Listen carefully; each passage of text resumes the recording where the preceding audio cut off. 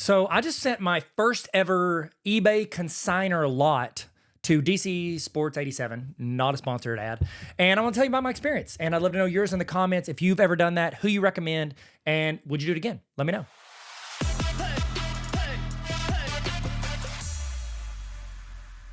I sent in the box alone. This is how heavy it was. The box I sent to DC, I sent 2 boxes. It cost about $150 to send both those boxes in. So I sent 2 big boxes to them and then 1 box to Fanatics Collect. So that'll be another episode talking about that.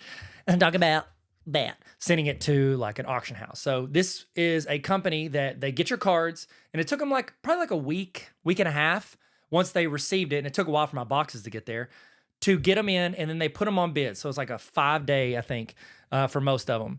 And their system is pretty easy to use. So they've got like a website. Once you log in, it tracks like how much you're estimated to make through like what they're currently being bid at. And then it shows you once they close what you will make once people pay. And then it has another section for what people are, what they've actually paid you. And so as of right now, none of my cards are there.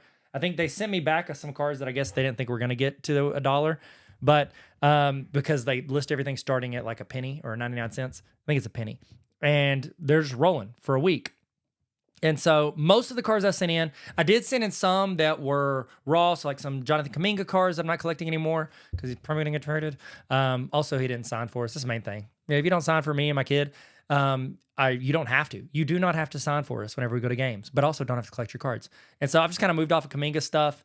I like people that pass my vibe. And yeah, he's fun. He seems like a great kid, and I hope he does really well. But I also sold a bunch of his cards. So I sent a bunch of those raw. They're like patch cards, things that wouldn't grade super great. And then I sent in a bunch of Arena Club stuff because Fanatics Collect won't receive Arena Club. They only do like kind of the big 4. And so I sent a bunch of Arena Club stuff in. The main reason I did this is because I had all this bulk stuff that I could sell on like Whatnot shows and then ship them out. I just don't have the time because the summer's like busier for me because when I'm like traveling a lot and working with schools and doing conferences. And so it's like, I don't have the time to do the shows and then ship it out the next day and all that. So I want to train my kids up to where they're doing it. That way they can make some side money. I think Titus might, but anyways, I thought about selling them all on there, but then I was like, you know what? I just want to see what they do. I've never sent off, so I'm just going to stick them on there. And I had like a few hundred cards. Like I think it was like 200 to 300 cards that I sent off. My overall thoughts on it, everything sold for less than I thought. Let's just say that. And I think that what a lot of people do, from what I understand, a lot of people go to DC Sports 87 because they have so many, they're pushing through millions of cards a year. So they're just like so many cards a year. And so people, what they'll do, because all the shipping is $5. So you're like, well, why would I buy a $2 Jonathan Kuminga card for $2, but then I'm paying $7 because I have the shipping? So from what I understand, what people do is they go on and they'll buy stuff for like 2 or 3 days on DC Sports, and they'll get especially cheaper cards because they'll get it because people don't want to, pay for that shipping on those. And so they'll buy, $1 to $5 cards.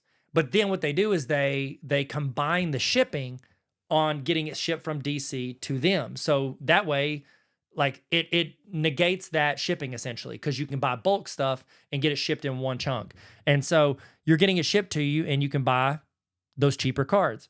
And so that's what a lot of people do is to go in there and look for the smaller stuff. And so Arena Club being like a newer grading company, I can see where not as many people maybe are familiar with them, or maybe they can't check the comps on them because there's not as many sell-throughs, which now there's a bunch because I sent a couple hundred in.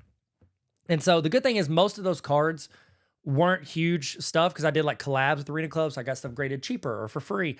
And so a lot of those cards, where I didn't like was there were some bigger cards that I sent in that I knew I could hold or maybe sell like buy nows for like $20 to $50, and they sold for like $20 or less.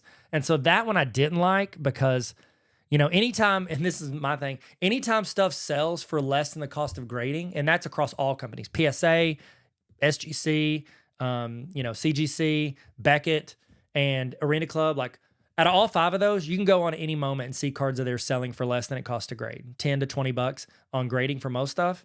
That's where I'm like, man, not only is it not worth the card, but it's not worth the that's where I'm like, dang, Like that's the risk of the PSA 10, right? You're trying to get a PSA 10 to bump it up 3 times the value of what you paid, but you risk getting, a 9 or below and selling it for less than the cost of grading.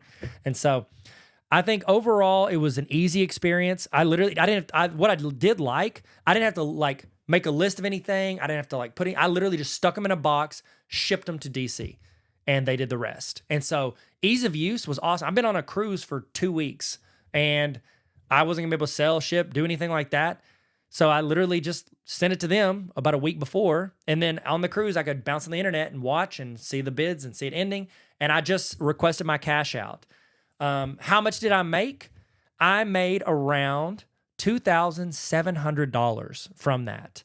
I think what they do is they take like $1 and then they take 20%, which eBay fees is like what, 10 to 13%. So really they're taking, 7, 10% of your sale, which on the cheaper stuff isn't worth my time to go in and ship and send. You know what I mean? Like I have to use my time very selectively. So a lot of that lower end stuff, it's just not worth it for me to list, the time to ship, package, time to ship with my supplies. But they have an infrastructure where they can do that. And so I thought it was an overall pretty easy experience. It's really great if you don't look at what your cards actually sold for. You don't get that sick feeling of like, oh my gosh. What it taught me is, and I'll probably say this in the Fanatics Collect recap too, for stuff that's $20 or more, I'm probably just going to keep the slab and then go set up at shows and sell it. And then I'll take offers from people. You know what I mean? Like I'm not going to be stingy wanting to wait. I'll stick it as a buy it now, let it sit. And if it sells at a show, I'll cut them a deal, because sticking stuff on bids, man, I mean, unless like the stuff that did well, to be honest, was my Magic the Gathering stuff. Like I had a couple Magic the Gathering cards that I got graded with SGC and they did pretty well. Like I was like, this is awesome.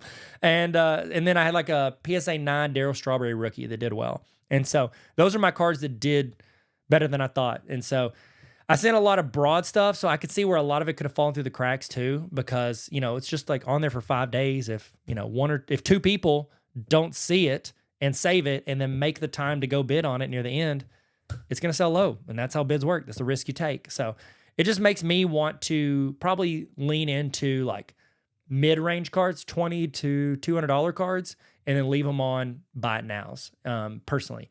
But if I ever end up like I did then, where I needed some money going into the summer because I've got Fanatics Fest and I've got the National and I wanted some money. So, plus I was negative 2,000 in my card account. So, which is not like my bank account, but it's like I keep track of it.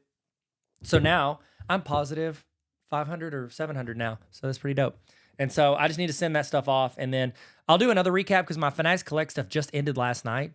And so I haven't seen like the final numbers because people still hadn't paid. But I wanted to do this recap for you guys. Let me know in the comments. Have you ever done this? You ever sent to a cosigner? What was your experience? Overall, I'd rate this like 9 out of 10. Like they were great. I'd say 10 out of 10 if I had one card that surprise sold for hundreds more than I thought. But ease of use, process. I mean, my shipping cost me $150. Who knows what the card, like I still think I came out ahead because I had collabs with the companies to like get graded stuff cheaper. But I think that it was such an easy process. It'd be hard not to use it, especially if I have bulk stuff. I think that's what I'll do in the future. If I buy big collections of stuff, I might find anything that I think can sell for like $1 at least.